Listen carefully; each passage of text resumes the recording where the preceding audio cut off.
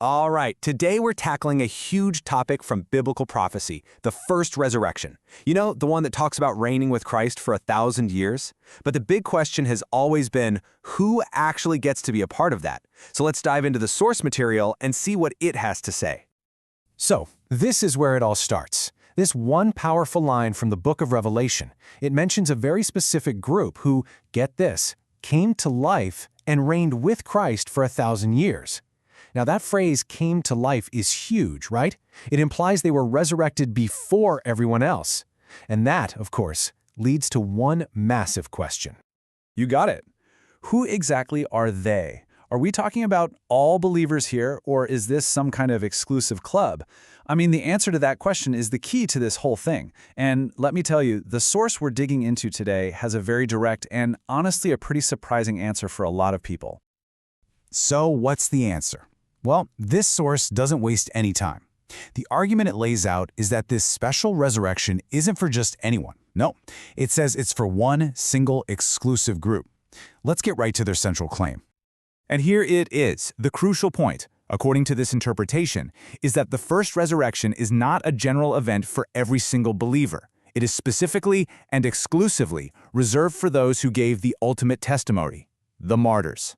Now that's a really specific theological position, and to really get why they argue this, we have to make a super important distinction first. Okay, this is so important to grasp. What this interpretation does is it separates two ideas that people often mix up. Over on one side, you've got eternal life, and the source is clear that's the free gift of salvation for all believers. But then, on the other side, the first resurrection is framed as something totally different. It's presented as a special reward, a unique honor given only to the martyrs for their ultimate sacrifice.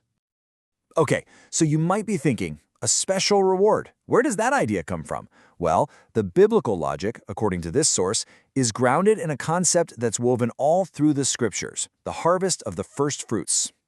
So back in ancient times, first fruits were a huge deal in farming. Picture this. They were the very first, the absolute best part of the harvest. You'd offer them up to God as a way of saying thanks, and that special act basically consecrated or set apart the entire rest of the harvest that was still to come.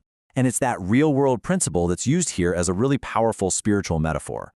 And this is how the source applies that metaphor. It breaks it down into a sequence of 3 first fruit offerings. So first up, you have Jesus himself, right? He's the ultimate first fruit from the dead.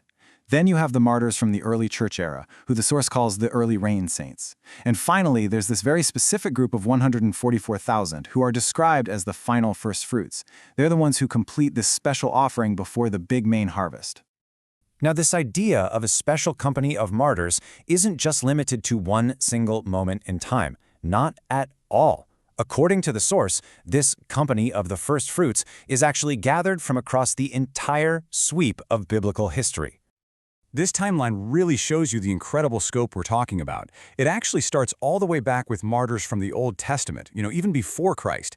Then it moves forward to those early rain martyrs right after Pentecost.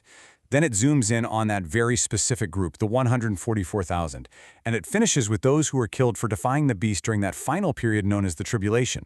So altogether, these different groups form the one complete company that's destined for the first resurrection. Now, the source puts a huge emphasis on this number, 144,000.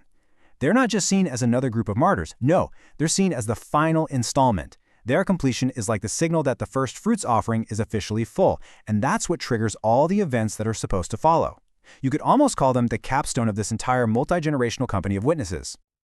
All right, so to really bring this all home and understand why the first resurrection is seen as so significant, we've got to compare it to what the source says comes later, the second resurrection, because it's the contrast between the two that really makes the role of the martyrs stand out. And this table just lays it all out. Plain and simple. Just look down the columns. For who participates, it's martyrs only, versus all the other dead. For when does it happen? It's before the 1,000-year reign versus after. And this is the big one. What's the outcome? For the first group, it's reigning as kings and priests. For the second, it's the great white throne judgment. I mean, that stark contrast is basically the cornerstone of this entire argument. So, let's just tie this all together with the key takeaways. Point 1. The first resurrection, in this view, is a special reward. It's not the same thing as general salvation. Point 2, participation is exclusively for martyrs. And point 3, this special group of martyrs is gathered from all the way across biblical history, from the very first witnesses to the very last. And that really brings us to our final big thought. If this view is correct, if there truly is a special honor reserved for those who make the ultimate sacrifice, what does that reveal about the ultimate meaning of sacrifice itself?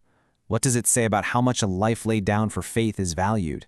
It's a really profound question and something to think about. Thanks so much for joining us.